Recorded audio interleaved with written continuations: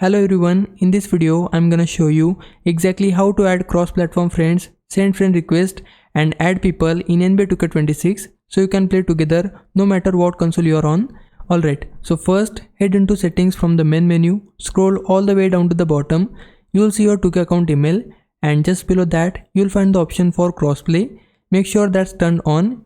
Your friend needs to have it turned on too. Both of you must have crossplay enabled for this to work. Once that's done, go back to the main menu and press L1 and R1 together or LB and RB together. This will open up the crossplay menu. From here, you will see your online friends list and your 2K ID at the top. Now move to the friends tab and choose add 2K friend. Here, just type in your friend's 2K username. If they are on the same platform as you, you can also add them directly through PlayStation or Xbox. But if they are on different platform, typing their name here will find them through crossplay. Once you find their name, send them a friend request. If it doesn't go through right away, you can also join a mutual friends game and add them from there. You can also add people while you are in the city or park. Just press L1 and R1 again, find their name in the player list and send a friend request directly. After sending a request, you will see it show up in your friend request list or through a notification. Once they accept it, they'll appear in your 2K friends list and you will be able to invite or join them easily.